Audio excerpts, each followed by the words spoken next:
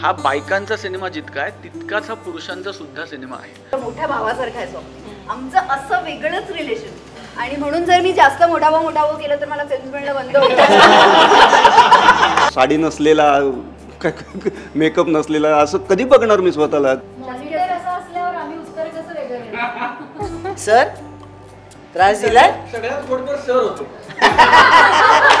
आम्ही तिथे पॅकअप झाल्यानंतर नाटकाचा प्लॅन करायचो.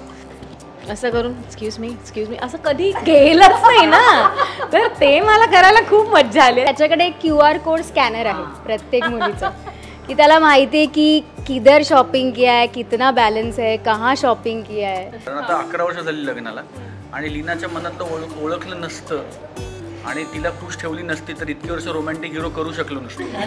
बाईच्या गावात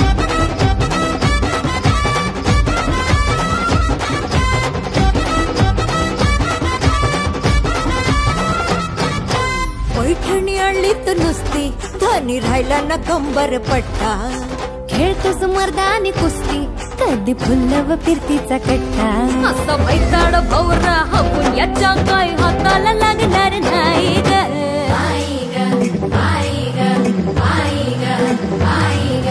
येडा झालो ही चपाई ग. मनाला कळना काही ग. नाकाबंदी ठाई ठाई गे. पुरे झालं माझे आई ग. नमस्कार, मी प्रणाली मोरे. लोकमत फिल्मीच्या मंचावर आज धमाल टीम आलेली आहे. अर्थात सध्या आपण जंतर मंतर हे जे काही आपल्यावर सगळं चालू आहे ते आहे बाई गया सिनेमाच्या टीमचं आणि ही मोठी टीम आपल्याकडे आहे. तुम्हा सगळ्यांचं खूप खूप थँक्यू. स्वप्नील, 6 बायका, काय अवस्था झाली होती नक्की सिनेमाचं शूट करताना? आणि ऐका, स्वप्नीलची कहाणी आम्हाला ऐकायची. हो नाही, खूप मजा आली. म्हणजे हिरो हिरोईनची जेव्हा फिल्म असते तेव्हा मजा येते. आता 6 हिरोईन्स आहेत तर 6 पट मजा आहे, 6 पट मनोरंजन आहे, 6 पट मस्ती आहे. आणि असा जनरल जोक होता इंडस्ट्रीमध्ये की स्वप्नीलचा रोमॅन्टिक सिनेमा म्हणजे 2 हिरोईन पाहिजेतच. तर आता मी जरा बार अजून थोडा वर नेलाय. आता 6 हिरोईन पाहिजेत लेवलला आहे. नाही, पण बायकांच्या मनातलं आम्हाला थिंग लाईन कळाली की बायका सध्या असं नेहमीच असतं की पुरुषांची ओरड असते, बायकांच्या मनातलं आपल्याला काही कळत नाही. नवरा बायकोमध्ये तर हे चालूच असतं आणि बाई मात्र पटकन ओळखते पुरुषाच्या मनात काय चालू आहे. पण मला तुझ्याकडनं जाणून घ्यायचं आहे की तुला किती कळतं बायकांच्या मनात? मला किती कळतं हे मला वाटतं बायका सांगू शकतील ना, मी कसं सांगणार मला किती कळतं ते? हा मैत्रिणींसाठीचा प्रश्न. हे सांग की तुझा पर्सनल एक्सपिरियन्स. नाही, मला असं वाटतं मला बऱ्यापैकी कळतं. मला दीप्ती त्याच्याबद्दल खूप छान बोलते, पण मला खूप छान, म्हणजे मला बऱ्यापैकी कळतं. पण आता दीप्ती वारंवार म्हणते की तुझा पर्सनल एक्सपिरियन्स मला दीप्तीकडनं ऐकायचे. काय नेमकं त्याला किती कळतं बायकांच्या मनातलं हे तू सांगशील? माझी याच्यासोबत पहिलीच फिल्म आहे, पण जितकं आम्ही शूट सगळ्यांनी एकत्र केलं मला असं वाटतं की तो निष्णात आहे या सगळ्यामध्ये. आणि तो जसं म्हणाला की तो रोमॅन्टिक हिरो आहेच, त्यामुळे तो सिक्सरच मारत असतो सगळीकडे आणि इज अ ट्रू एंटरटेनर. तो ॲक्च्युली फील गुड करून देतो प्रत्येक अभिनेत्रीला, प्रत्येक मुलीला आपल्या आजूबाजूला. कम्फर्टेबल झाल्यानंतर खुलतातच मुली, त्यामुळे आमच्याकडून कामं पण छान झाली आहेत, उत्तम झाली आहेत. आमच्या स्वभावाप्रमाणे त्यांनी तसं बरोबर आम्हाला हँडल केलं आहे. सो ही नोज कुठली कॉर्ड कधी हिट करायची. आता ते खूप इंटरव्ह्यूजमध्ये सेम होतं ना, तर मला व्हरायटी आहे ना आपल्या फिल्ममध्ये, तसं व्हरायटी हवी आपल्याला. असं की त्याच्याकडे एक QR कोड स्कॅनर आहे प्रत्येक मुलीचा, की त्याला माहिती आहे की किधर शॉपिंग किया है, कितना बॅलन्स है, कहाँ शॉपिंग किया है. त्याचं बरोबर profit and loss account tally असतो त्याचा, कधी कॅरी फॉरवर्ड होत नाही. So I think he is that kind of person. He has a pink account और a red account in his name.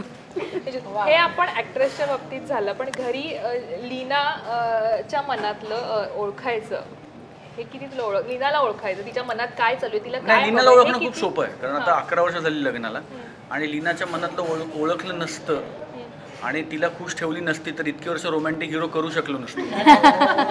इतके वर्ष यशस्वीपणे रोमॅन्टिक हिरो स्क्रीनवर साकारू शकतोय कारण लीनाच्या मनातलं ओळखता येतं आणि तिला खुश ठेवता येतं. मला आदिती तुला आता विचारायचं आहे, इतक्या वर्षांनी पुन्हा एकदा एक धडाकेबाज बॅटिंग करत तू परत आलेली आहे. नाटक वगैरे सिरियल्स सगळं सुरू होतं, पण एक असं असतं ना मोठा सिनेमा आणि त्यात आपण एक जी आदितीला आम्हाला पाहण्याची सवय होती ती आता पुन्हा एकदा आदिती मोठ्या पडद्यावर आम्हाला दिसणार आहे त्या धूमधडाक्यामध्ये. तर त्याविषयी सांगशील एक तर मला वाटतं 8-10 वर्ष तुझा एक व्हिडिओ मी पाहिला आणि मी तुला जशी ओळखते मला वाटतं 8-10 वर्षांनी पुन्हा एकदा तो एक हे असेल. तर काय सांगशील बाई ग करतानाचा तुझा अनुभव आणि इतक्या वर्षानंतर तो करताना कसं वाटतं? एकतर मजा आली, खूप मजा आली आपल्या सगळ्या आमच्या नाही म्हणत आणि आपली सगळी टीम तो ही म्हणाली ना निष्णात येतो सगळ्यांना आपलं करून घेण्यात, तर त्या टीमला सुद्धा अनाहूतपणे सरांनी म्हणा किंवा आपल्या टीमनी ना मला आपलंसं करून घेतलं. त्यामुळे ती एक्साइटमेंट मला पण होती, म्हणजे आहेच आहे अजून, की मला त्या मोठ्या स्क्रीनवर स्वतःला खूप वर्षांनी बघायची एक्साइटमेंट आहे. आणि म्हणून जेव्हा आपल्याला एक्साइटमेंट असते ना तेव्हा आपल्याला स्ट्रेस असतो, टेन्शन असतं, बारीक भीती असते, जास्त एनर्जीने आपण काम करतो किंवा जास्त लक्ष देऊन काम करतो. तर ते सगळं अनाहूतपणे घडत गेलं हे परफॉर्म करत असताना. असावरी नावाचा जो रोल आहे आणि लेखक दिग्दर्शक आमचे सुदैवाने एकच असल्याने फायदा काय होतो ना, लेखकाला जे म्हणायचं आहे ना तेच दिग्दर्शक दाखवू शकतो आणि जे दिग्दर्शक दाखवतोय तेच त्यांनी एडिटला स्वतः असल्यामुळे ते तेवढंच लोकांपर्यंत पोहोचवणार आहेत. सो हा एक फायदा आहे आणि त्यामुळे असावरी कॅरेक्टर जे मी केलं ते फारच मजेदार झालं, सोपं झालं. स्वतःच्या तत्वांची एकदम पक्की असणारी अल्फा मेल आहे ती आणि या एका जन्मातली त्याची बायको आहे. आणि काय ना आपण बारीक बारीक गोष्टींसाठी किरकिर किरकिर किरकिर करत असतो आपण बायका, असं पुरुषांना वाटतं. पण त्या बारीक गोष्टी जर पूर्ण केल्या ना तर मोठ्यांची अपेक्षाच नसते आमची. आणि त्या बारीक गोष्टी समजून घेण्यासाठी त्या स्त्रीच्या डोळ्यातले भाव जरा पुरुषांनी लक्षात घ्यायला पाहिजे. बोलताना सुद्धा डोळ्यात डोळे घालून बघा आपण असं का म्हणतो, कारण त्या डोळ्यातल्या नजरेतल्या भावना ना एकमेकांनी समोरच्याने समजून घेणं खूप आवश्यक असतं. आणि या चित्रपटाच्या माध्यमातून आम्ही तेच तर सांगतोय ना कुठेतरी की बघून बोला, म्हणजे बघायला शिका, तिच्याकडे बघायला शिका, म्हणजे तुम्हाला आपोआप कळेल की तिच्या मनात काय चाललंय. स्वप्नीलला बायकांच्या मनातलं किती कळतं हे तर आम्हाला कळलेलंच आहे किंवा तू सुद्धा चित्रपटाविषयी खूप सुंदर सांगितलंस. पण तुम्ही चित्रपटात 6 प्रमुख नायिका आहात. तुमचं आपापसात किती पटलं, तुमच्यात किती मस्ती होती, कुस्ती होती, काय गंमत होती ती आम्हाला नाही नाही तुम्ही ते तुमच्याकडनं पण आलं पाहिजे. नाही हे 6 जणी ह्या ज्या आहेत बायका या खूपच मुली ज्या बायका म्हणजे हिरोच्या बायका या अर्थाने. तर हे कामात खूपच आपापल्या कामात प्रत्येकजण खूप छान पद्धतीने काम करतात. कामाच्या व्यतिरिक्त पण एकमेकाला जो सपोर्ट असतो ना की आज हिचं काम नाही आहे तर मी आराम करते किंवा मी फिरायला जाते, मी हॉटेलला थांबते, असं आमच्या शूटर कधी होत नव्हतं. ज्याचं काम असू दे किंवा नसू दे प्रत्येकजण सेटवरती आपापल्या परीनं प्रत्येकाला मदत करत होतं की सीन अजून कसा छान होईल, कॉस्ट्युम्स कसे अजून छान दिसतील, अजून कुठं काय करता येईल आपल्याला, एखादी लाईन कशी ॲड करता येईल, एखादी लाईन ही का नको आहे किंवा का पाहिजे, हे प्रत्येकजण आहे ना की एकमेकाला प्रत्येकजण जरी त्या सीनमध्ये नसतील तरी ते एकमेकाला सांगत होते. आणि हे त्यांची खूप छान मैत्री आहे. सगळे हे खूप छान मजा करतात, खूप छान एकमेकाची मजा घेतात. पण मला असं वाटतं सुकन्याताईने सांगावं याविषयी की खरी सेटच्या मागे काय मजा मस्ती होती महिला गँगची. एक तर आम्ही मजा मस्ती करायला गेलो नव्हतो, हे महत्त्वाचं. काम करता करता आम्ही खूप मजा केली आणि आम्ही एकमेकींना ओळखत होतो सगळ्याजणी. काम फक्त एकत्र केलेलं नव्हतं. स्वप्नीलवर मी खूप काम केलं, पण तरीसुद्धा आपल्याला काहीतरी छान निर्माण करायचं आहे आपल्याला. आणि फक्त माझा चित्रपट नाही तर आपला चित्रपट आहे आणि त्याच्यामुळे फक्त माझं कॅरेक्टर चांगलं व्हायला पाहिजे, माझी भूमिका चांगली व्हायला पाहिजे असं कुणाच्याच मनात नाही. म्हणजे 50% आहे, प्रश्नच नाही, ते असायलाच हवं की मी अजून काय करू शकते माझ्या भूमिकेमध्ये. पण आम्ही एकमेकींना पण सांगत होतो की नाही तू असे केलंस तर छान दिसशील, तसं कर, हे आम्ही एकमेकांना कॉम्प्लिमेंट करत होतो. आणि त्याच्यामुळे ते खूप छान. आणि खरं तर खूप कठीण होतं की 25 दिवस आम्ही 24 तास एकत्र होतो. आणि हा गैरसमज आहे की बायका एकत्र असले काही ना काहीतरी होतंच, असं अजिबात नाही आहे. माणूस म्हणून आपण कसे होते जास्त महत्त्वाचं आहे. आणि त्या दृष्टीने माणूस म्हणून सगळ्यात चांगले आहेत की एक प्रत्येकाची काळजी घेणारे व्यक्ती म्हणून प्रत्येकाचं एक काही ना काहीतरी त्याच्यामध्ये आणि मला नेहमी असं वाटतं की चांगलं ते घ्यावं आणि वाईट ते सोडून द्यावं. ते मनात धरून आहे, कारण ते चांगल्याचं पारडं जास्त आहे, ते जास्त जड आहे. त्याच्यामुळे आम्ही खरोखर म्हणजे हे आत्ता ह्याच्यावर कॅमेऱ्यासमोर सांगायचं म्हणून नाही, पण हे खरंच आहे. किंवा आत्ता आमच्याबरोबर नेहा नाही आहे, कारण तिची आई खूप आजारी आहे, तर आम्ही तिला सगळ्याजणी खूप मिस करतो. आम्ही काल सगळ्यांनी तिला फोन केले की काय झालं आहे, एवढा काय प्रॉब्लेम झाला आहे, की आम्हाला सगळ्यात लहान ती आहे आमच्यामध्ये, नवीन पण आहे, लहान पण आहे, तितकीच बालिश इनोसेंट आहे. तर आम्हाला सगळ्यांनाच तिची काळजी वाटते की असं सिनेमा झाला आता जवळजवळ वर्ष व्हायला होईल आपलं शूटिंग होऊन, पण तरीसुद्धा आम्ही एकमेकींना विचारत असतो, बोलत असतो, काहीतरी प्रॉब्लेम सांगत असतो, त्याच्यातून काय मार्ग काढता येईल. कारण ही तर मुलाला सोडून आली 22 दिवस आमच्याबरोबर शूटिंगला. म्हणलं चल पण आपण बघूया, तरी परीक्षा असते आपली आणि आम्ही सगळे आहोत ना तुझ्याबरोबर, असं वाटणारच नाही आपल्याला. आठवण तर येणारच, प्रत्येकालाच आपल्या घरची आठवण येते, पण त्याच्यातून सुद्धा आम्ही सगळेजण बाहेर येऊन आम्ही एकत्र काम केलं सगळ्यांनी आणि खूप छान पद्धतीनं आम्ही. मुळात काय होतं की इथे ह्यांची स्पेशल गाडी, आमची स्पेशल गाडी असं काहीच नव्हतं. एकत्र शूटिंगला जायचं, कारण आम्ही लंडनमध्ये शूटिंग केलं, त्यामुळे एकत्र आम्ही जायचो. गाणी, मस्ती आणि खोटं वाटत असेल तर व्हिडिओ येतो आमच्याकडे, आम्ही गाणी म्हणताना, मस्ती मजा करताना, तर आम्ही गाणी म्हणत जायचो, मजा करायचो. कामाच्या वेळेला काम आणि काम नसेल तेव्हा मग मजा. एखाद्या दिवशी लवकर पॅकअप झालं तर आम्ही बाहेर जेवायला गेलो, पण आम्ही सगळ्यांना घेऊन गेलो, की असं नाही की आपणच ग्रुप करूया, असं कधीच केलं नाही आम्ही. आणि येताना आम्ही एकत्र यायचो मजा मस्ती करत. तर ह्या ज्या कधी कधी असं व्हायचं की हा तर पहिल्या फ्रेमपासून शेवटच्या फ्रेमपर्यंत आहे, मग हा थकलेला असला कधी तर नको आता आपण गप्प, त्याला जरा झोपू दे, हीच वेळ त्याला मिळते झोपायची. तर हे प्रत्येकजण न बोलता जाणून घ्यायचं आणि करायचं, तर हे जास्त महत्त्व. आणि जर टीम चांगली असेल ना तर ते प्रॉडक्टसुद्धा खूप छान होतं आणि ते तुम्हाला स्क्रीनवर दिसतं.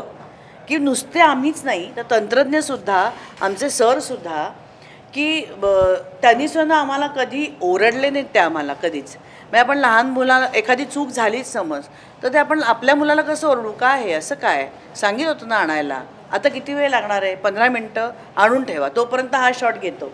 म्हणजे इतकं छान पद्धतीनं ते होतं. त्यामुळे कॅप्टनच जर असं शांत, मजा घेणारा, आरडाओरडी न करणारा असेल ना, आणि वॉकी टॉकी वगैरे काही नव्हतं, तर हे न करणार असेल ना तर आपोआप सगळेजण तसं वागायला लागतात.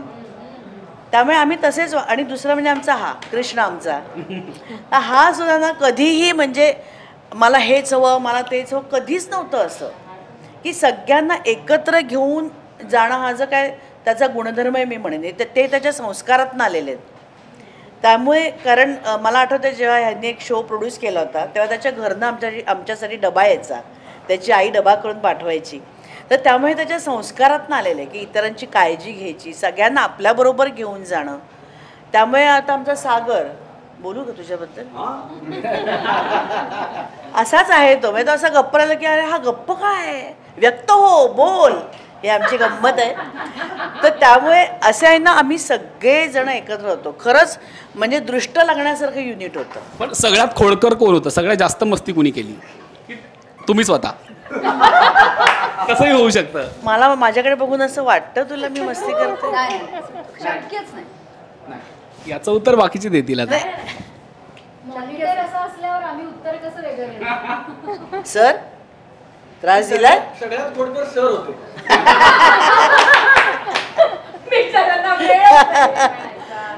सागरकडे येईन. सागर, आम्हाला समजलं की या नायिका आहेत, नायक आहे, पण आम्हाला सागरच्या भूमिकेविषयी जाणून घ्यायचं आहे की सागरची या चित्रपटात नेमकी काय भूमिका आहे? काय असेल तुम्ही सांगा मला. काय असेल पण तरी आम्हाला अर्थात आता तू नाही, मी खूप वर्षानंतर पडद्यावर स्वतःला सागर म्हणून बघणार आहे. छोट्या पडद्यावर मी वेगळाच, म्हणजे मला विश्वास बसायचा नाही की अरे यार ह्याच्यातून कधी बाहेर पडणार आहे का, स्वतःला कधी बघणार मी एक साडी नसलेला, मेकअप नसलेला, असं कधी बघणार मी स्वतःला, किंवा साधा सागर कधी बघणार. तर ह्या निमित्ताने स्वरांनी मला ती संधी दिली आणि स्वप्नील दादाबरोबर गेले 15 ते 16 वर्ष मी त्याच्या संपर्कात आहे. त्याच्या काम करण्याची पद्धत मला माहिती आहे आणि याच्या आधी पण मी स्वप्नील दादाबरोबर एक सिनेमा केला होता, त्यामुळे त्याच्याबरोबरची केमिस्ट्री पहिल्यापासून होतीच आणि आम्ही सीनमध्ये पण खूप मजा करायचो. कारण त्याला माहिती होतं की हा सिनेमा ना सिनेमा खूप चांगला झाला पाहिजे आणि सिनेमाची प्रत्येक फ्रेम जी आहे ना ती उठून दिसली पाहिजे. त्यासाठी प्रत्येक सीन, प्रत्येक वाक्य कसं गेलं पाहिजे, काय झालं पाहिजे हे तो सगळ्यांना सांगत होता. तो सगळ्या टीमला सोबत घेऊन तो काम करत होता. त्यामुळे सगळ्यांनी आता सिनेमा बघितलेला आहे तर सगळे सॅटिस्फाईड आहेत की खूप उत्तम सिनेमा झाला आहे आणि त्या सगळ्यांच्या मेहनतीमुळे हा झाला आहे. आणि ऑफकोर्स सरांनी प्रत्येकाकडून कॅरेक्टर काढून घेतलेली आहेत. स्वप्नील दादाने खूप इनपुट दिलेले आहेत आणि त्यामुळे खूप सिनेमा चांगला झाला. मी एकट्यानेच नाही बघितलं, अजून या सगळ्यांनी बघितलं.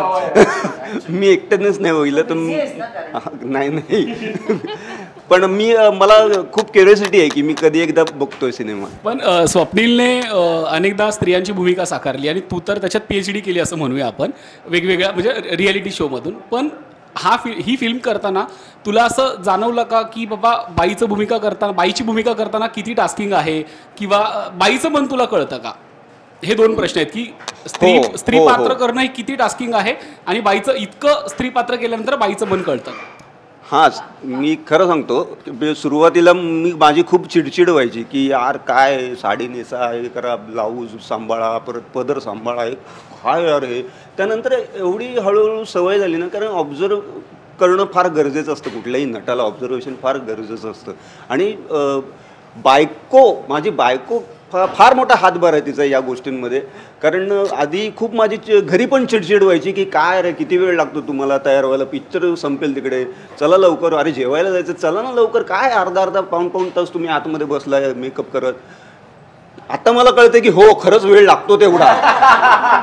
त्यामुळे नको आपण बोलूया, तू तयार हो, तुझं झालं की मला सांग, आपण जाऊ व्यवस्थित. काही नाही आता मी इथला कारण हेच कळणं फार गरजेचं आहे. जसं स्वप्नील दादा म्हणाला की बाईचं मन किंवा तिच्या छोट्या छोट्या गोष्टी आहेत त्या जरी समजून घेतल्या ना आपण तर फार फरक पडतो संसारामध्ये. आणि ते कुठेतरी या सिनेमामध्ये तुम्हाला नक्कीच दिसेल प्रत्येकी बरोबर. आणि माझी भूमिका स्वप्नील दादाच्या मित्राची आहे जो खूप जेन्युइन आहे, खूप सपोर्ट करणार आहे त्याला. आणि एक मित्र असावा लागतो असा की ज्याच्यावर आपण आपलं खापर फोडू शकतो, ज्याला कुठल्याही अडचणीत आपण टाकू शकतो, की तो काही नाही बोलणार हे माहिती आहे कारण तो खरा मित्र आहे माझा. तर ती भूमिका मी स्वप्नील दादा बरोबर करतोय. आणि सागरने कमाल केलं, म्हणजे तो नेहमीच करतो पण कमाल काम केलं. वेगळा सागर बघायला मिळेल तुम्हाला. मला विचारायचं आहे की आता जसं स्वप्न्याताईंनी सांगितलं की कधी असं व्हायचं की शूटच्या वेळी सलग शूट झालं स्वप्नीलचं तर त्याला झोपू दे वगैरे म्हणून तुम्ही सगळ्याजणी किंवा सगळेजण शांत व्हायचे. तर या पूर्ण शूटिंगच्या दरम्यानमध्ये तुम्ही दोघांनी असं काय केलंय जे या सगळ्या महिलांसाठी होतं आणि त्यांना थोडंसं स्पेशल फील झालं त्याने? आम्ही दोघांनी मी आणि सागरनी अर्थाने विचारतेस मला असं वाटतं की मला जेन्युइनली असं वाटतं, आणि हे या इंटरव्ह्यू पुरतं उत्तर नाही, जे मला ओळखतात त्यांना माहिती आहे मी काय म्हणतोय ते. महिलांसाठी काहीतरी एक स्पेशल करायचं नसतं. महिलांसाठी जे करतो ते स्पेशल असलं पाहिजे किंवा जे करतो ते स्पेशल बनवता आलं पाहिजे. म्हणजे अगदी कोणतरी आलं तर दरवाजा उघडणं आणि हा रिफ्लेक्सचा भाग व्हायला पाहिजे. हे जेव्हा तुम्ही जेस्चर म्हणून करता तेव्हा त्यातली गंमत जाते. हा तुमच्या लाईफस्टाईलचा भाग असला पाहिजे. म्हणजे एक खुर्ची आहे, एक महिला आली तर तुम्ही उठून उभं राहिलं पाहिजे, तिला बसायला दिलं पाहिजे. मला असं वाटतं की हे खूप आहे महिलांसाठी करणं. कारण you have to treat them as equals and you have to not one day, not on women's day, every day as a part of your lifestyle. तर मला असं वाटतं आम्ही काय केलं तर आम्ही त्यांच्याशी एकरूप होऊन काम करण्याचा प्रयत्न केला. म्हणजे मी सगळ्या इंटरव्ह्यूमध्ये असं म्हणतो की तुम्हाला जर या पिक्चरमधलं माझं काम आवडलं तर माझ्या हिरोईन्स चांगल्या आहेत म्हणून माझं काम चांगलं होतं. कारण जनरली जेव्हा विलन स्ट्रॉंग असतो तेव्हा हिरो स्ट्रॉंगर होतो. तसंच जेव्हा हिरोईन वर्क होते तेव्हा हिरो वर्क होतो. आणि त्यात मला 6 हिरोईन्स आहेत. तर मी काय केलं आहे, मी त्यांच्या तोडीसतोड काम करण्याचा प्रयत्न केला आहे. सो माझा प्रश्न तुम्हा सगळ्यांना आहे की मराठी इंडस्ट्रीत सध्या बायकांवर बरेच सिनेमे येत आहेत. म्हणजे मागच्या वर्षीचा बाई पण भारी देवा असेल, नाच गं घुमा असेल किंवा बाई गं असेल.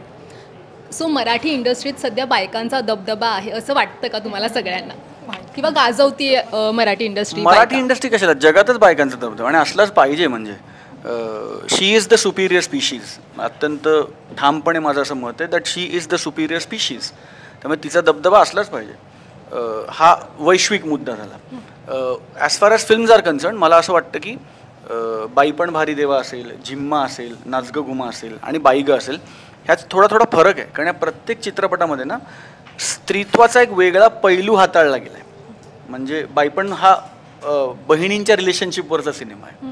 नाच गं घुमा हे मालकीण आणि मोलकरीण ह्या रिलेशनशिपवरचा सिनेमा किंवा वर्किंग वुमन आणि कामवाली बाई त्या अर्थाने म्हणतो आपण त्यांना. म्हणून तसं बाई ग हा 6 बायका असल्या तरी बायकांपुरता सिनेमा नाही आहे.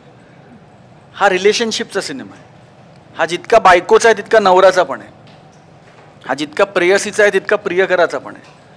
हा जितका ज्यांचं आता यंदा कर्तव्य असेल तर त्यांना कसा नवरा अपेक्षित आहे किंवा कसा असावा किंवा एखादा मुलगा असेल तर माझी बायको कशी असू शकते ह्याचे 6 नमुने दिसणार आहेत तुम्हाला. सो हे इन्सायक्लोपीडिया आहे हा की अच्छा असं पण होऊ शकतं, अच्छा मुलगी आहे ना असं पण होऊ शकतं. सो मला असं वाटतं की ह्याचं नाव बाईग आहे पण हा फॅमिली एंटरटेनर आहे. त्यामुळे ह्या सगळ्या चित्रपटांमधनं we are celebrating women and we are celebrating womanhood in different formats. म्हणजे बाई पण वेगळ्या फॉर्मॅटनी ते सेलिब्रेट करतं, जिम्मा एका वेगळ्या फॉर्मॅटनी ते सेलिब्रेट करतं, नाचगं घुमा एका वेगळ्या फॉर्मॅटनी करतं आणि बाईग एका वेगळ्या फॉर्मॅटनी करतं. पण बाईग मला असं वाटतं की हा फक्त बायकांचा सिनेमा नाही, हा रिलेशनशिप्स म्हणजे नवरा बायको प्रियकर प्रियसी या रिलेशन स्त्री पुरुष संबंधांवरचा सिनेमा आहे. 6 बायकांपैकी 5 बायका इथे उपस्थित आहेत. तर मला प्रत्येकीकडनं कॅरेक्टरविषयी थोडं जाणून घ्यायला आवडेल की काय गंमत आहे प्रत्येकीच्या कॅरेक्टरची. एकतर माझ्या वेशभूषेवरनंच कळतं की माझ्या भूमिकेमध्ये काय आहे किंवा माझी भूमिका काय आहे, तीच गंमत आहे. आणि मुळात म्हणजे मला खूप नटायला मिळालं आहे.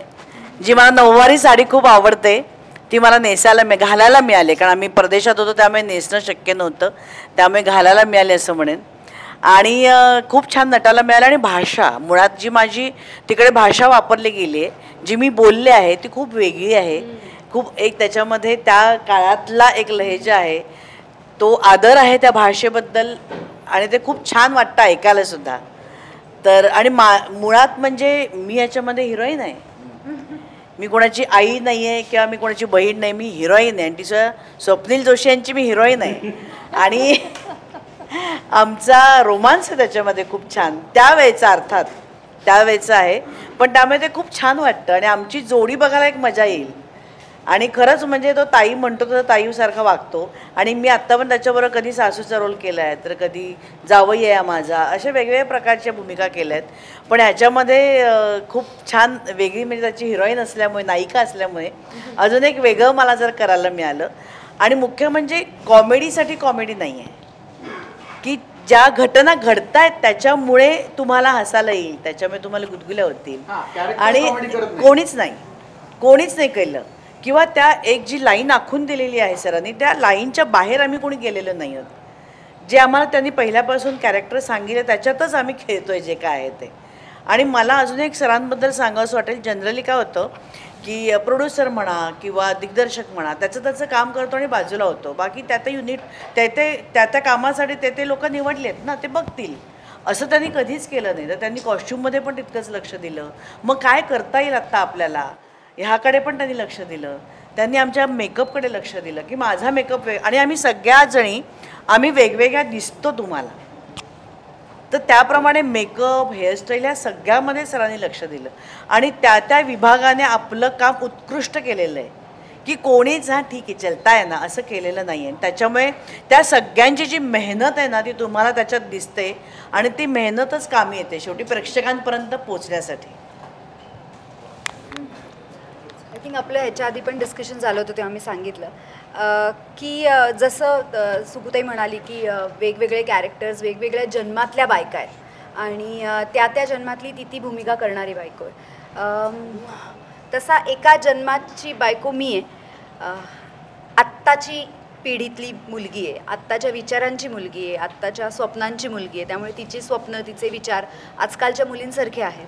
आणि ज्या मॅरिड असतील त्या तर आय एम शुअर त्या लगेच रिलेट करतील की नवऱ्यांकडनं आजकाल जे आपण एक्सपेक्ट करतो छोट्या छोट्या गोष्टी असतात त्या हव्या असतात, पण ॲज युजल आपण सगळेच म्हणतो नवऱ्यांना ते कळत नाही. तर जर ते कळलं तर विषयच संपला म्हणजे नाहीच. पण ते कळत नाही आहे म्हणून काय होतं याच्या विषयावर अख्खा सिनेमा भाष्य करतो.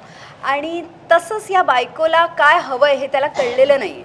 आणि त्यामुळे होणारी छोट्या छोट्या गोष्टीतून भांडणं, त्यामुळे मे बी कुठेतरी माझं कॅरेक्टर भांडकुडाळ वाटू शकतं.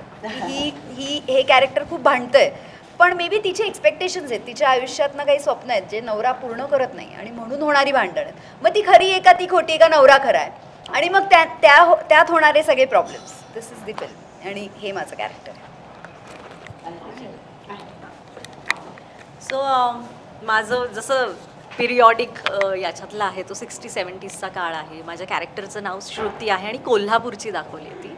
त्यात तिचा तो इतका गोड लुक, म्हणजे तो काळ स्पेशली मला त्या काळातली गाणी ऐकणं आणि हे सगळं, आणि तो तशा पद्धतीचा रोल मला करायला मिळाला. त्यासाठी मी डिरेक्टरचे नेहमीच थँकफुल आहे डिरेक्टरना. सो तो गेटअप परिधान केल्यानंतर लंडनच्या स्ट्रीटवर आम्ही जेव्हा पिकॅडिली सर्कस आणि तिकडे शूट करत असताना त्या फॉरेनर्सकडून येणाऱ्या कॉम्प्लिमेंट्स तेव्हाच असं जाणवायचं की अरे आपण जे करतोय ना ते रिफ्लेक्ट पण होतं आणि त्याच्याविषयी कॉम्प्लिमेंट्स पण येतात.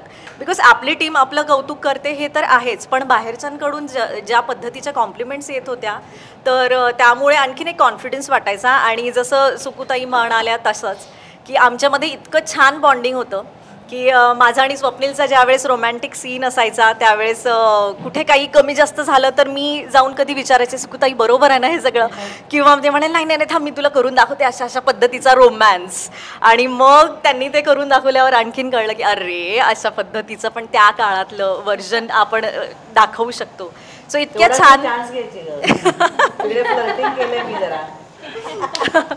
पण ते मी खूप सिरियसली घेतलं आणि ती फार मजा. मला ॲक्च्युली ताईंविषयी एक स्पेशली सांगावंसं वाटतं की आम्ही तिथे पॅकअप झाल्यानंतर ना नाटकाचा प्लॅन करायचो आणि नाटकाला तिथे जायचो. तर इतकं बॉन्डिंग की हिचा सीन असेल आणि आम्हाला जर सुट्टी मिळाली आहे तर ही आमचं वेळ असेल तर पटकन तिकीट बुक करून आम्ही दोघीजणी धावायचो त्या स्ट्रीटवर, बिकॉज तिथे व्हेकल यू कॅनॉट यूज. तर आम्ही दोघी पळायचो आणि माझं तर ठीक आहे हो ना, तो the play that went wrong त्या नाटकाला आम्ही गेलो होतो तेव्हा मी अशी पुढे धावते बरं मला यांनाही घेऊन धावायचं आहे आणि शिवाय तिथे वेळेतही पोचायचं आहे. पण hats off to her and her energy just because of त्यांनी म्हणजे घामाघूम व्हायच्या त्या आणि बापरे बापरे बापरे म्हणजे त्यांच्याकडे बघून मला असं वाटलं की सिरियसली इतकं इलेक्ट्रिफाईंग पर्सनॅलिटी आहे त्यांची. त्यामुळे मला दुसऱ्या दिवशी सेटवर कॅरी करायला खूप इझी व्हायचं ते कॅरेक्टर माझं स्वतःचं सुद्धा, की जर इतक्या छान पद्धतीने ह्या पिरियॉडिक करतायत तर यांच्याकडून मला बरंच म्हणजे सगळ्यांकडूनच शिकायला मिळालं. बिकॉज सगळ्यांसोबतच मी पहिल्यांदा काम केलं आणि ओव्हरऑल अशी धमाल मस्ती तुम्हाला सिनेमात तर जास्तच बघायला मिळेल. आमचे वन ऑफ द प्रोड्युसर्स पण आले आशिष अग्रवाल सर या.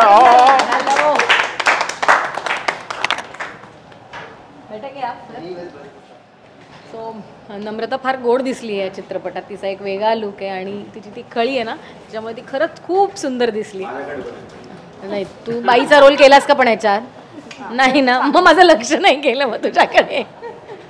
तर बघ आता माझ्या कॅरेक्टरबद्दल सांगायचं झालं तर आसावरी नावाची भूमिका आहे त्या मुलीची. याच्या एका जन्मातली बायको आहे, मगाशी म्हटलं त्याप्रमाणे. एखादी मुलगी ना खूप शिकते, खूप काही कॉन्कर करते आणि खूप वर्षाबद्दला खूप पैसे कमवणारी एक मॅडम होते, मॅम होते, जिच्या केबिनमध्ये नॉक करण्याची पण लोकांना भीती वाटते. आणि अशी बाई कुठेतरी हातावर हात काढून तिला आवडणाऱ्या व्यक्तीचं नाव लिहित असते ना, ते कोणालाही दिसू नये अशी तिची इच्छा असते. तर अशी ही मुलगी आहे की अल्फा मेल आपण ज्याला म्हणतो की असं पाहिजे आणि जिला घाबरतात लोक. तर मग बिचारा नवरा पण थोडासा बारीकसा घाबरू नये आणि तोही व्यक्त व्हायला कुठेतरी कचरतोय, काकू करतोय. आणि तेच नेमकं स्त्री म्हणून तिला हवं असतं की बाबा अभि तो बोल दे ना, मी तुझीच आहे ना. तर ती कुठेतरी बारीकशी भावना तिच्या मनात आहे आणि ती घेऊन चालणारी ती मुलगी आहे. आणि हे कसं तो ओळखतो की नाही, ओळखल्यानंतर कसं ते कन्फेस करतो आणि मग कसं त्यांच्यामध्ये पॅचअप होतं नाही. तर ही अशी आमच्या ट्रॅकची गोड गोष्ट आहे. मजेदार होत. अर्थात माझा लुक आहे ना, माझा लुक अगदी काही सगळ्यांपेक्षा वेगळा नव्हता. उलट लंडनच्या भागामध्ये ऑफिसला जाणारे सामान्य मुली असतात त्यांच्यासारखाच होतो. त्यामुळे मला खरंच त्यांच्यातली असल्याचा फील येत होता. हा मी घेत होते आणि असे व्हायब्रंट कलर मला दिले होते साक्षीनी. त्यामुळे ते घालून मला म्हणजे ऑफिसमध्ये जायचा फील कधी मी घेतलाच नाही ना. शूटिंगला जायचं तर ते बास्केट ड्रायव्हर गाडीत ठेवणार, हां गाडीत ठेवणार, त्यानंतर आपण गाडी त्याचे करत सगळं मेकअप करत सेटवर पोहोचणार आहेत, ते कपडे घालणार आणि मेकअप करणार, असं करून एक्सक्यूज मी असं कधी गेलंच नाही ना. तर ते मला करायला खूप मज्जा आली. अरे खोटं खाऊन काय मी असं मज्जा येते मज्जा. तो I really enjoyed working definitely with Swapnil. कारण 10 वर्षापूर्वी जो शो केला होता ना त्यात आमचा एक वेगळा रोमॅन्स होता. म्हणजे त्यात रोमॅन्स होता, प्रेम होतं. आणि इकडे ना म्हणजे ते व्यक्त होत होतं प्रेम, पण इकडे व्यक्त करायलाच जी घालमेल चालू आहे दोघांची त्यातली ती गंमत आहे आणि फार मजेदार गोष्ट आहे ती. माझं कॅरेक्टरचं नाव अनामिका आहे. अनामिकाचा अर्थच असतो ज्याला काही नाव नाही. तिचं कॅरेक्टर पण साधारण मला असं वाटते की असंख्य मुलींमध्ये एखादी पटकन मुलगी तुम्हाला दिसत नाही पण तिलाही मन असतं, तर तशी ती मुलगी आहे. म्हणजे जेम्स किंवा पॉपिन्सच्या गोळ्या असतात, वेगवेगळ्या रंगाच्या असतात, पण जो रंग त्याच्यात नाही आहे नेमकी तोच रंग मला हवा आहे अशा पद्धतीचं ते कॅरेक्टर आहे. किंवा मला एकही गोळी मिळाली नाही तर मग माझी जी एक वखवक असेल की मला ती गोळी हवी आहे, आय थिंक तसं माझं कॅरेक्टर आहे. आय डोंट नो तुम्हाला काय मी बोलते ते कळेल की नाही माहीत नाही, आणि बहुतेक तसंच माझं कॅरेक्टर आहे. ऑब्व्हियसली आम्ही सगळ्या वेगवेगळ्या पद्धतीचं चॅलेंज घेऊन स्वप्नीलच्या आयुष्यात आलेलो आहोत. तर आमच्या रूपी तो चॅलेंज कसा घेतो आणि तो कशा पद्धतीने ती परीक्षा फेस करतो ह्याच्याबद्दल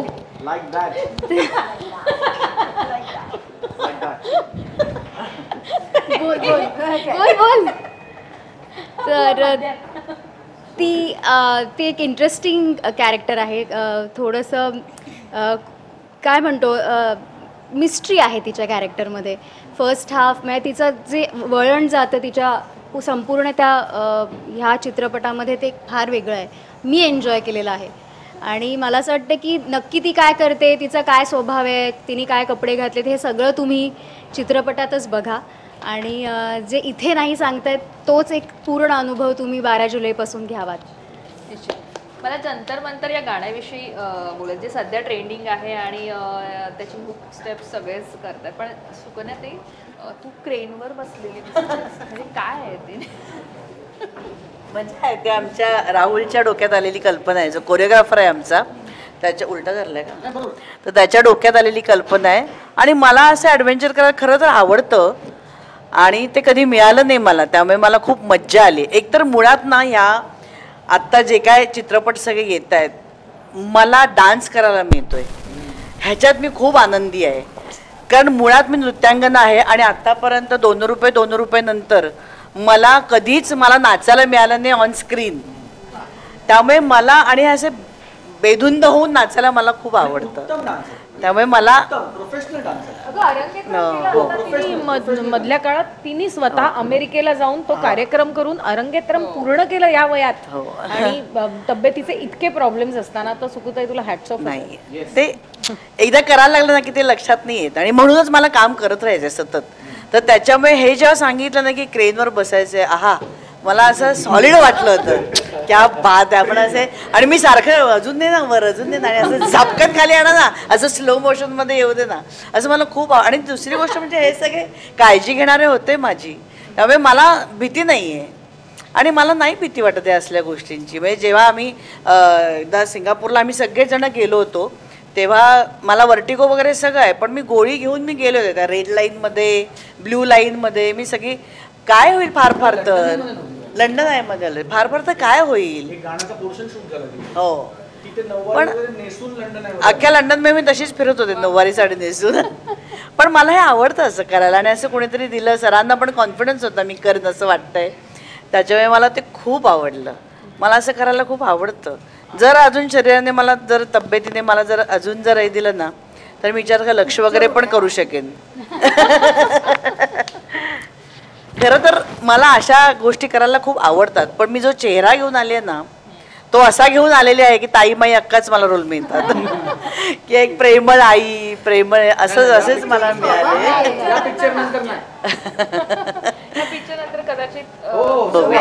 पण ते आवडतं मला. खरं करायला. प्रार्थना, तू आणि स्वप्नील तुमची जोडी आधी तुम्ही ज्या चित्रपटांमधनं कामं केली आहेत ते आम्ही पाहिलेत, त्यामुळे ती आम्हाला क्यूट आणि सुंदर जोडी वाटलेली आहे. आणि आता पुन्हा एकदा तुम्ही दोघे एकत्र आहात. स्वप्नील बाबतीत सगळेच म्हणतात की तो खूप कम्फर्ट करतो समोरच्या अभिनेत्याला, कलाकाराला, तो कनेक्ट होतो प्रत्येकाशी. तुझं आणि स्वप्नीलचं एक बॉन्डिंग कसं आहे ते तुझ्याकडनं? खरं सांगू ना तर ऑफ स्क्रीन आम्ही खूप वेगळे होतो. म्हणजे ऑन स्क्रीन आमची अशी रोमॅन्टिक जोडी दिसते आणि ती मित्वामध्ये पण होती, पण तो रोमॅन्स वेगळा होता, एक फ्रेंडशिपवाला रोमॅन्स होता. हिरोईन मिळाली नाही तेव्हा. त्यानंतर फुगेमध्ये पण होता, पण फुगेमध्ये सुबोध भावे होता आमच्या दोघांमध्ये. तुम्ही दोघे हिरो आणि मी त्यांच्यामध्ये येते असं. सो तसा रोमॅन्स दिसला नाही, पण ह्या फिल्ममध्ये आम्हाला असा प्रॉपर रोमॅन्स करायला मिळाला. पण आमची 10 वर्षांपासून फ्रेंडशिप अशी आहे ना की आय थिंक त्या रोमॅन्स पण आम्ही मजाच केली आहे. म्हणजे लिटरली मला तो किस्सा सांगावाचा वाटतो. आम्ही शूट करतोय, तुम्ही जर गाणं बघितलं असेल ना लव्ह सॉन्ग, त्याच्या सुरुवातीला बघा एक विंटेज कार दिसते. त्या कारमध्ये आम्ही दोघं आहोत सरांना. सो ती विंटेज कार छोटी होती, ती पकड ना माईक, मला त्यांना एक्सप्लेन करायचं. सो ती अशी एवढा छोटा कडा होता त्याला, हां, आणि त्याच्यावर पाऊस पडत होता. पाऊस पडत होता आणि फुल असं सगळं ओली झाली होती कार, मागे सगळा रोड ओला झालाय, छोटासा कडा आहे, त्याच्यावर तो स्वप्नील बसला. मला बसायला जागाच नाही, तर स्वप्नीला थांबतात, तोच बिचारा तरी कसं तरी करून ऍडजस्ट होऊन बसला. लोखंडाची कड होती त्याला, मागे रिम होता, म्हणजे ओपन गाडी होती, लोखंडी रिम होती, आणि त्याच्यावर तो बसलाय. त्याच्यावर आम्हाला पोज द्यायची होती दोघांनी असं करून, कारण वर ड्रोन होता. आणि तर मी स्वप्नील आणि रोमॅन्टिकली एकदम, तर मी स्वप्नील म्हणले अरे मला बसता येणार आहे, तर मी काय करते आता तेवढाच स्वप्नील 5 मिनिटाचा शॉट आहे, टुंपा यार पटकन जमेल तुला. म्हणजे मग मी स्कॉट करते म्हणून मी स्कॉटवर बसली, हां लिटरली. आणि स्वप्नील इथे, मी त्याच्या खाली आम्ही दोघे असे हात करून एका बोलला असं दोघं रोमॅन्टिकली बघतो. मी स्वप्नील स्कॉटमध्ये, स्वप्नील स्कॉट त्या रोमॅन्समध्ये पण आम्ही दोघं लिटरली म्हणजे असं होतं की आता कधी शॉट संपेल. आणि आम्ही त्याच्यातही मजा बसते. आणि आम्ही म्हणजे मी खरंच असं म्हणते की असं बोलायला लागले आणि जर असं खरंच जर कळलं तर आम्हाला फिल्म्स मिळणं बंद होईल रोमॅन्टिक हिरोईन म्हणून. पण माझ्या खऱ्या आयुष्यातला तो माझा मित्र आहे, आणि मित्रहून जास्त पण आमचं म्हणजे मला असं वाटतं समटाईम्स मी तुला बोलते म्हणे की माझ्या मोठ्या भावासारखं आहे. आमचं असं वेगळंच रिलेशन, आणि म्हणून जर मी जास्त मोठा भाऊ केलं तर मला फिल्म्स मिळणं बंद होईल. म्हणून मी ते फक्त बोलत नाही. त्यापेक्षा हे करेक्ट करणं खऱ्या आयुष्यातला तुझा मित्र आहे. खरंच खऱ्या आयुष्यातला मित्र. दीप्ती, मला तुला विचारायला आवडेल की मालिका केल्यानंतर तुझं एक स्वतःचं फॅन फॉलोइंग सुरू झालं होतं, निर्माण झालेलं, आणि त्यानंतर तू आत्ता जर बघितलं तर दीप्तीने नाळसारखा सिनेमा केला, 2 पार्ट ते केलेस, आणि त्यानंतर आत्ताही पंचकमध्ये तू होतीस, म्हणजे सिनेमे करतेस तू, आणि चांगल्या दर्जाचे ते सिनेमे आहेत. सो टी व्हीपासून दूर गेल्यानंतर फॅन फॉलोईंगमध्ये म्हणतात ना आपलं एक फॅन सर्कल असतं, तो फरक पडतो किंवा पुन्हा टी व्हीकडे जाण्याचं काही आहे? कारण बरेच जण आता मालिका करतायत, नाटकही करतायत, सिनेमाही करतायत, तर त्या बाबतीत तू काही विचार केलायस का? मला काम आलेलं चांगलं करायचं आहे, मग ते माध्यम कुठलंही असो. जेव्हा मला सिरियल्स विचारला गेला होता तेव्हा ते मी सिन्सिअरली केलं होतं, पण फॅन फॉलोईंगचा गेम तेव्हा मला माहीत नव्हता. आणि असं काही नाही की मी मालिकांपासून मुद्दाम दूर गेले. मधला एक बराच काळ होता ज्याच्यात मी फार दिसले नाही. मे बी स्वतःवर काम करत होते, आपलं वैयक्तिक आयुष्याबद्दल पण जरा कामं चालली होती, पण फॅन फॉलोईंगबद्दल माझं लक्ष तेव्हाही गेलं नव्हतं आणि आत्ताही मी फार देत नाही, कारण मी अतिविचार करते. मग अतिविचार खूप वेळ जातो, मग त्यापेक्षा काम केलेलं बरं असं वाटतं मला. पण काम चांगलं झालं आणि ती पोचपावती तुम्हाला कुठल्याही माध्यमातून मिळते, आणि प्रेक्षकांना जर आवडलं तर ते डेफिनेटली खूप डोक्यावर घेतातच. पण छोटासा आपले एक्सप्रेशन्स किंवा छोटेसे जेस्चर्स जर आपल्या सहकलाकारांनी जरी सांगितले की छान केलंस किंवा थोडंसं असं कर, तरी मला असं वाटतं की ती एक पोचपावतीच आहे. तर मी ह्याच्यावर फार विचार करत नाही, पण हेच मला खूप आवडेल जर माझे खूप फॅन्स कामासाठी वाढलेत आणि त्यांनी असं सांगितलं की ह्या सिनेमामधलं किंवा ह्या मालिकेतलं काम तुझं खूप आवडलं. हे ऐकायला कुठल्याही अभिनेत्याला आवडतंच, कारण त्यात बूस्ट असतो तो एक कामाचा. तर ते मला नेहमीच करायला आवडेल, आणि त्यांच्यासाठी आपण काम करतोच, पण जास्त करून स्वतःसाठी करतो. त्यामुळे पुढचं काम ह्याच्यापेक्षा वेगळं, चांगलं आणि अनुभवातून संपूर्ण झालेलं असावं, एवढाच फक्त फोकस असतो. छोटा पडदा करणार पुन्हा जर समोरून, आता तू म्हणालीस पण की तसं मी माझ्यावर डेफिनेटली म्हणजे जर ते मिस करतात तर इक्वली मी मिस करते की मी टेलिव्हिजनमध्ये काही अजून छान वेगळं करावं आणि why not. I am sure की माझं खूप काम करायचं राहिलं आहे अजून टी व्हीवर, ते करीन. खूप वेळ आपल्याकडे. मला सुकन्याताईंना विचारायचं आहे की आता सिरियलबद्दल चर्चा सुरू आहे आणि तुम्ही इतक्या सिरियल केलेल्या आहेत, आभाळमायापासून सगळ्या सिरियल्स आम्ही पाहत आलो, तर जर का चूज करायचं ठरवलं तर एक कुठलं चूज करायला आवडेल आणि कसं वाटतं इतक्या सगळ्या सिरियल्स केल्यावरती? नाही मालिका टी व्ही हा मला खूप आवडतो, मालिका करायला खूपच आवडतात. एकतर मला खूप काम करायला आवडतं, मला आराम करायला आवडत नाही, हा माझा प्रॉब्लेम आहे. आराम हराम आहे असं म्हणतात, माझ्या बाबतीत ते खरंच आहे. मला आराम करायला आवडत नाही आणि मला तेवढे सिनेमे जर मिळाले ना लागोपाठ तर मला सिनेमा करायला आवडेल. पण आई की बाबा, संजय की जुलिया असं विचारलं तर माझा प्रॉब्लेम होईल ना. तसं आहे ते की मला सगळंच आवडतं. म्हणजे खरं तर मला नाटकही खूप आवडतं, पण आत्ताची परिस्थिती बघता मी त्या ह्याच्यातून काम करू शकणार नाही असं मला मानसिक त्रास होतो या गोष्टीचा, की थिएटर्स चांगली नाही आहेत किंवा आपल्याकडे ज्या नैसर्गिक गोष्टी ज्या गरजेच्या गोष्टी आहेत त्या आपल्याकडे नीट नाही आहेत आणि म्हणून नाटक करू शकत नाही. ह्याचा मला स्वतःला खूप त्रास होतो. मला करायचं आहे नाटक, पण मला या गोष्टींचा त्रास होतो की आपण अशा परिस्थितीत नाही करू शकत का. पण मालिका मला निश्चितच आवडतात, कारण एकतर रोज काम असतं, त्यामुळे मला ते खूप आवडतं. आणि सिनेमा तर नक्कीच आवडतो, पण मला सिनेमामध्ये अजून काही छान छान रोल मिळाले, छान छान भूमिका अजून मिळाल्या. लेंथ वाईज नाही म्हणत आहे, भूमिका म्हणते, त्या मला अजून मिळाल्या मला निश्चित आवडेल सिनेमामध्ये काम करायला, कारण ते तुमच्याकडे कायमस्वरूपी असतं.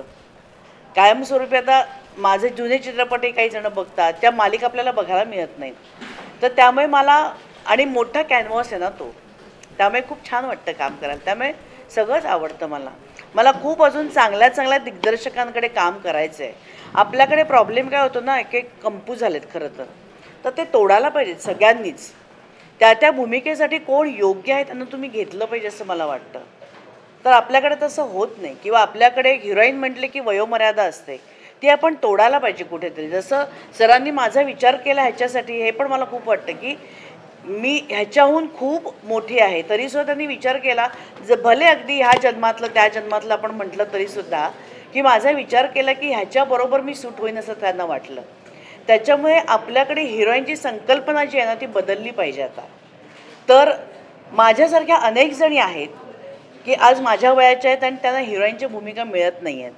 तर त्यामुळे मला वाटतं आपल्याकडे त्या ज्या संकल्पना आहेत, हिरो हिरोईनच्या संकल्पना आहेत, त्या तोडल्या पाहिजेत आणि कोणीतरी वेगळा सिनेमा केला पाहिजे. तर आपल्यापुढे अजून छान छान भूमिका तयार होतील, सिनेमे अजून चांगले होतील. कारण आपल्याकडे लेखक खरं तर खूप चांगले आहेत, नवीन नवीन दिग्दर्शक आहेत, त्यांच्या डोक्यात खूप काय काय संकल्पना आहेत, खूप गोष्टी आहेत, पण त्याला वाव मिळत नाही आहे. मग आता तुम्ही आत्ता जो फिल्म फेस्टिवल झाला मी जर त्याच्यामध्ये तुम्ही बघाल काय 101 फिल्म करतात मुलं, त्यांच्या डोक्यातल्या कल्पना ज्या आहेत, किंवा आपण सोशल मीडियावर बघतो शॉर्ट फिल्म्स आपण बघितल्या, काय काय त्यांच्या डोक्यात असतं. आणि मग वाईट वाटतं की अरे ह्यांच्याबरोबर आपल्याला का नाही काम करायला मिळत आहे, असं काहीतरी काम हवं आहे. मला सुद्धा चौकटीत राहायचं नाही आहे, चौकटीच्या बाहेर काम हवं आहे, पण कुठेतरी पुश लागतो ना, हे मी धाडस करायला हवं आहे पण ते मला मिळत नाही आहे, की मला आवडेल असं करायला काहीतरी. पण ते एक टिपिकल माझी जी छबी तयार झालेली आहे त्या छबीच्या बाहेर दुसरं कोणी नाही रे, तिला नाही जमणार. अरे पण एकदा करून तर बघा, एकदा घेऊन तर बघा असं वाटतं. तर ते आपल्याकडे जे आहे ना एक इमेज तयार होते. कारण जसं मला प्रार्थनाच्या बाबतीत खूप वाटलं जेव्हा मी तिच्यावर काम केलं, की तिने जे ह्याच्यात काम केलं किंवा अदरवाईज जे काम करते ह्याच्यापेक्षा ती खूप वेगळं काम करू शकते आहे, पण तिला मिळालंच नाही आहे. तिच्याकडे कोणी त्या दृष्टीने बघतच नाही आहे की तिला एकदा विदाऊट मेकअप द्या ना काम, नको ना हिल्स घालू दे, नको ना डेंगटप होऊ दे, तिला ती जशी साधी तशी द्या ना काम, ती करू शकते, तिच्याकडे आहे तेवढं. पण त्याच्यातच आपण बघतो. जसं मला आदितीचा खूप हेवा वाटतो की आदिती ज्या पद्धतीची कामं करते ना नाटकातून, तिला नाटकातून ती वेगवेगळ्या भूमिका अतिशय उत्तम आहेत, किंवा छोटी छोटी आता ह्याच्यातली सुद्धा भूमिका करताना तिने खूप अभ्यास केला, खूप विचार केला, छोटी का असे ना, पण मला ती माझ्या पद्धतीने वेगळी करायची आहे. मग त्यासाठी ती सरांबरोबर डिस्कशन केलं, भाषा अशी करू का, मी असं बोलू का, मी तसं करू का, मी हेअरकट करू का, एवढ्या साध्या साध्या गोष्टी आहेत. पण तिला मिळालेल्या भूमिका पण तिला आत्तापर्यंत चित्रपटासाठी कोणी विचार केला नाही की ती चित्रपटात वेगळ्या पद्धतीने आपल्यासमोर उभी राहील. का नाही तिचा विचार करत? कारण त्या कंपूतून बाहेरच येत नाही. किंवा एक ग्रह असतो मनात की नाही बाबा ती अशीच आहे, ती अशीच वागेल, असं नाही आहे इथे कोणी. प्रत्येकाला चित्रपट चांगला करायचा असतो, प्रत्येकाला चांगलं काम करायचं असतं आणि प्रत्येकाला आपली टीम चांगली पाहिजे, सगळ्यांना घेऊन जायचं असतं. प्रत्येक कलाकार खरं तर तसं आहे. पण ते डोक्यात एक घेऊन बसलेलं असतं की नाही नाही ही ह्याच्यात नाही चांगली दिसणार, ही त्याच्यात नाही बरी वाटणार, असं असतं. तर त्याच्यामुळे हे कोणीतरी करायला पाहिजे त्या कंपूतून बाहेर येऊन. कारण आपल्याकडे खरोखर सांगते ना इतक्या छान छान लेखक आहेत आणि इतक्या छान छान संहिता आपल्याकडे आहेत ना की ते आत्तापर्यंत आपल्यासमोर आलेल्याच नाही आहेत. किंवा प्रोड्युसर त्याच्यामध्ये पैसे घालायला तयारच होत नाही की नको बाबा आपल्याला तोटा होईल, हे नाही चालणार ही फिल्म. जसं प्रेक्षकांचं सुद्धा आहे. मला असं वाटतं नेहमी की आपल्याकडे नवीन नवीन प्रयोग होतात ना ते आपण जाऊन थिएटरमध्ये बघायला पाहिजे. आवडो नवडा हा भाग वेगळा आहे. जसं आपण साऊथला बघतो ते त्यांच्याच भाषेतले चित्रपट बघतात आणि ते हाऊसफुल करतात. तसे आपल्याकडे मी आता या फेस्टिवल्समधनं अनेक चित्रपट बघते ना की इतके सुंदर सुंदर विषय आहेत त्या लोकांकडे आणि इतके सुंदर सुंदर ॲक्टर ॲक्ट्रेसेस आहेत. लहान मुलंसुद्धा आपल्याकडे इतकी छान कामं करतात की जे आपल्यापर्यंत पोचतच नाही. की निदान जाऊन तुम्ही बघा तरी थिएटरमध्ये, निदान एक आठवडा तरी हाऊसफुली पाठी लागू दे. तर नवीन निर्मात्यांना दिग्दर्शकांना एक बूस्ट मिळतो, एक प्रोत्साहन मिळतं. या सिनेमात 6 जन्माच्या बायका जर आपण खऱ्या आयुष्यात इमॅजिन केलं तर तुला असं कुठलं वरदान हवं आहे की खऱ्या आयुष्यात तुझ्या खऱ्या आयुष्यातल्या ज्या महिला आहेत त्यांच्या बाबतीत तुला काय हवं आहे, त्यांच्या मनात कळलं पाहिजे किंवा असं काय हवं आहे तुझी? माझी मुलगी आहे मायरा, तिचं आयुष्य सुखी आणि समाधानी हवं आहे. मला दिग्दर्शकांना विचारायचं आहे, तुम्ही मुळातच इतके शांत आहात की यांनी तुम्हाला शांत केलंय? नाही नाही, मी मुळात शांत आहे, उलट मला त्यांनी जास्त बोलतं केलंय. पण हां, चित्रपटाच्या कथानकाकडे येईन मी की नेमकं काय कथानक आहे, हे कुठून सुचलं आणि इतका भन्नाट विषय कसा जन्माला आला? हे ना मी आपल्याला लहानपणी आपले आजी आजोबा गोष्टी सांगतात तशा माझ्या आईची आई मला लहानपणी गोष्टी खूप सांगायची मला. आणि तिला आहे ना इकडे असे 3 स्पॉट होते या डोळ्याच्या इकडे आहे ना. मी तिला नेहमी तिला विचारायचं की आजी हे काय आहे, तुला काय काय झालं हे? तर ती सांगायची की अरे बाळा हे माझ्या मागच्या 3 जन्मीच्या खुणा आहेत. म्हणजे मी म्हणाले मग तुझे मागचे 3 जन्म तुझे झालेत का? ते म्हणायचे हो माझ्या मागचा 3 जन्म झालेत. म्हणा हे मला 3 कशा खुणा आहेत आणि हा माझा 4था जन्म आहे.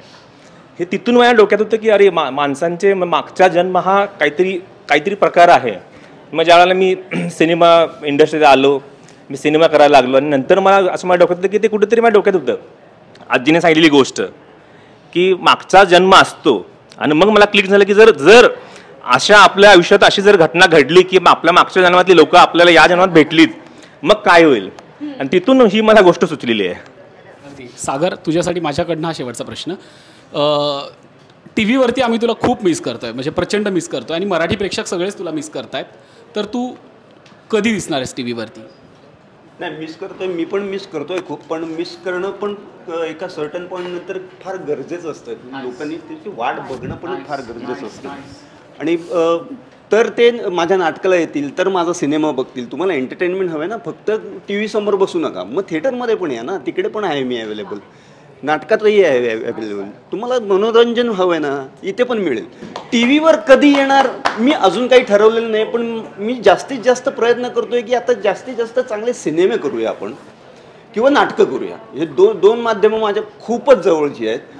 तर त्या 2 गोष्टी मी सातत्याने करत राहीन. अगदी काहीतरी चांगलंच खूपच चांगलं मिळालं की मी कधी केलं नाही आहे या आधी हे असं काही मिळालं तर मी नक्की टेलिव्हिजन करेन. अगदी. आणि एक प्रेक्षकांच्या मनातला प्रश्न असतो की सध्या हवा येऊ द्या बंद झालंय आणि हसतायना सुरू झालंय. तर भविष्यात हवा येऊ द्या सुरू झालं तर तू त्याच्यात दिसणार की हसतायनामध्ये दिसणार, असं सगळ्यांना उत्सुकता आहे. मी तेच म्हटलं ना की मी सिनेमा आणि नाटकाकडे जास्त लक्ष देणार आहे. हे मी ठरवलेलं आहे, ठरलं आहे माझं. हां, आता मला हे प्रोजेक्ट करायचं आहे की हे प्रोजेक्ट करायचं आहे हे माझं वैयक्तिक डिसिजन असेल. ते मी अजून काही ठरवलेलं नाही आहे. ते बघू, म्हणजे कालांतराने. तो काही फार मोठी गोष्ट नाही आहे ती.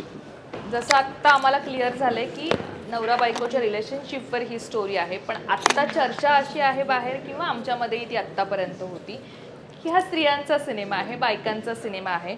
मग कुठेतरी नाव बाई ग जेव्हा आपण ठेवलं की प्रत्येक जण रिलेट होतो की हा बायकांवरचा सिनेमा आहे. मग आत्ता ॲज अन ॲक्टर मला तुला विचारायला आवडेल की म्हणजे हा प्रश्न तुला विचारावा असं वाटतं की आत्ता असं वाटतंय का की बाई ग सिनेमाचं नाव जर ठेवलं तर कुठेतरी त्यामुळे लोकांमध्ये एक कन्फ्युजन झालं की अरे पुन्हा बायकांवरचा सिनेमा आलाय, तर हे नावात काही हे हवं होतं का? आपण जर मुंबईवरनं पुण्याला जायला निघालो आणि आत्ता जर आपली ट्रेन लोणावळा क्रॉस करत असेल तर पुण्यात आत्ता उकडतं आहे का पाऊस आहे का दिवस आहे का रात्र आहे हे डिस्कशन निरर्थक आहे असं मला वाटतं. आमची 3 गाणी अजून यायची बाकी आहेत आणि मुख्य म्हणजे चित्रपटाचं जे मदर कम्युनिकेशन ज्याला म्हणतात, महत्त्वाचं सगळ्यात मोठं कम्युनिकेशन, जर चित्रपटाचा ट्रेलर तो अजून आलेला नाही आहे. त्यामुळे आपण हे बोलतो हे 2 गाण्यांच्या बेसिसवर बोलतो. ऑल्सो हे जे आपण म्हणतोय ही जी चर्चा आहे ही चर्चा चांगली आहे, कारण जर बाईगवरनं वाटतंय की ह्या बायकांवरचा सिनेमा आहे तर आता बायकांवरचे सिनेमे चालत आहेत. सो ही चर्चा पॉझिटिव्ह आहे आमच्यासाठी. It is giving us the right buzz technically. दुसरं असं की जेव्हा हे पुढची आता आमचं पुढचं गाणं जेव्हा येईल, जे माझं सोलो गाणं आहे, साधारण 100 फॉरेनर बायकांबरोबर माझं गाणं आहे.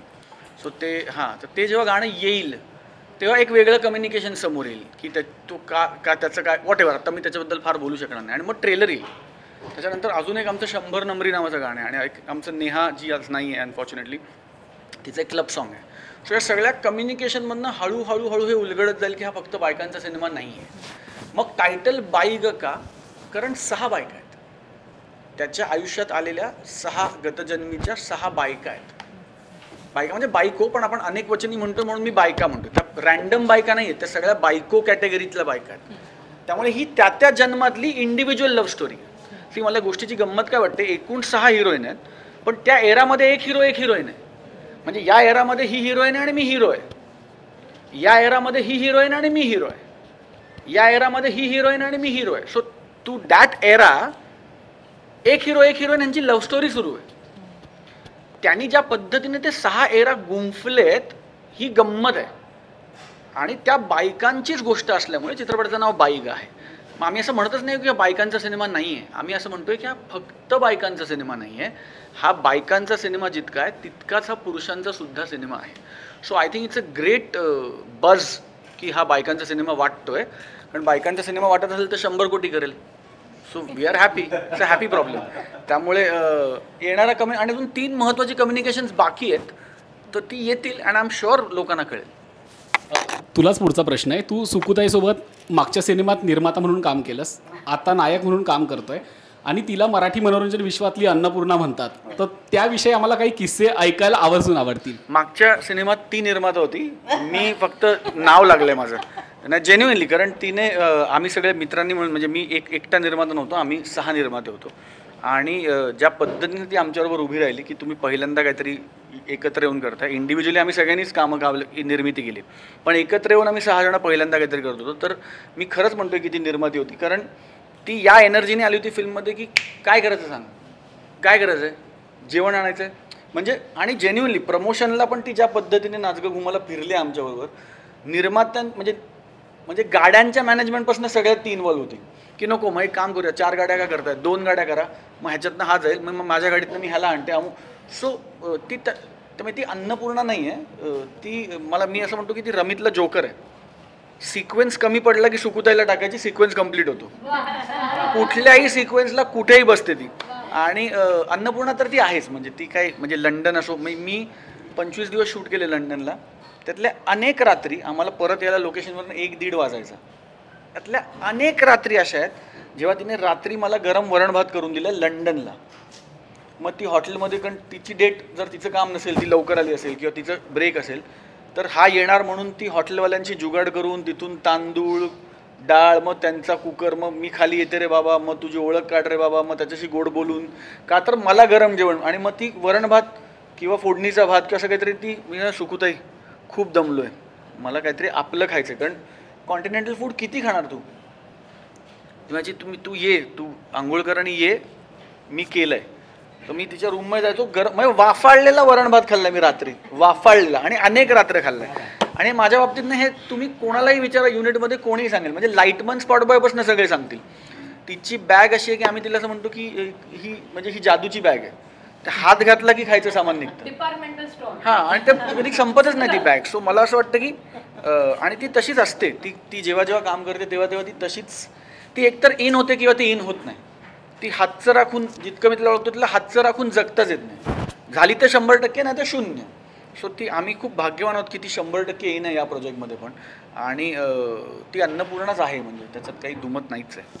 नाही खरंच. आणि इतकं आता गप्पा आपल्या झाल्या आणि मेन म्हणजे बरेचसे पॉईंट्स क्लिअर झाले की आता प्रेक्षकांपर्यंत ते पोहोचतील की नेमका बाईगा सिनेमा काय म्हणायचं आहे त्या सिनेमाला आणि यांची धमाल आपल्याला कशी पाहायला मिळणार आहे पडद्यावर.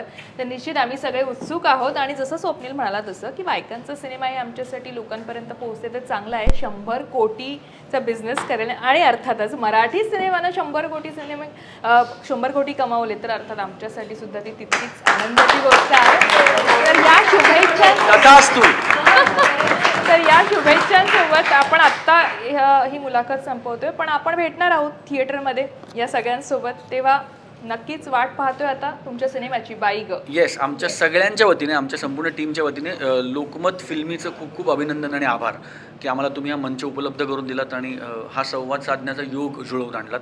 आणि जाण्याच्या आधी एकदा मी सुपुताला विनंती करू की एकदा आमच्या चित्रपटाचं आवाहन कर म्हणून. येस, म्हणजे ते काय काय करतात का ते होय महाराजा, तसं गाराणं, तसं मी प्रेक्षकांना गाराणं घालते की 12 जुलैपासून आमचा चित्रपट बाई ग हा संपूर्ण महाराष्ट्रात प्रदर्शित होतो आहे. आणि चित्रपटगृहात येऊनच हा चित्रपट बघा. कुठेही पायरेटेड तुम्हाला मिळालं तर डिलीट करा. ज्यांनी पाठवली असेल त्यांना सुद्धा तुम्ही सांगा की असं बघू नका आणि थिएटरमध्ये या आणि थिएटरमध्ये येऊनच हा चित्रपट बघा. तेव्हा तो चित्रपट आपला सगळ्यांचा होईल. आणि ज्यांना यंदा कर्तव्य आहे त्यांनीसुद्धा बघण्यासारखं आहे. ज्यांची लग्न होऊन 50-25 वर्ष झाले त्यांनीसुद्धा बघण्यासारखं आहे. आणि मित्रमैत्रिणींनीसुद्धा बघण्यासारखं आहे. तेव्हा हा आमचा चित्रपट सहकुटुंब सहपरिवार बघण्यासारखा आहे. तेव्हा नक्की या. आणि जेव्हा जेव्हा आम्हाला शक्य आहे तेव्हा तेव्हा आम्ही तुम्हाला भेटण्याचा प्रयत्न करू आणि तुमच्याकडनं जाणून घेऊ की आमचा चित्रपट आपला कधी झाला आणि तुम्हाला आवडला का. त्याचप्रमाणे 1 लाख मोलाची उखाणा स्पर्धा पण आम्ही ठेवलेला आहे. ज्यांना कुणाला वाटत असेल, अगदी लहान वयाची मुलांपासून ज्यांना कुणाला वाटत असेल की आपण उखाणा स्पर्धेत भाग घ्यावा त्यांनी जरूर घ्या. फक्त महिलांसाठी उखाणा स्पर्धा नाही आहे. पुरुषांना वाटत असेल तर पुरुषांनीसुद्धा उखाणा घ्यायला हरकत नाही. बक्षीस नक्कीच मिळेल जर चांगला असेल तर उखाणा स्पर्धा आहे. आणि आपण नक्की भेटूया 12 जुलैपासून संपूर्ण महाराष्ट्रात आपण धमाल करूया. बाय.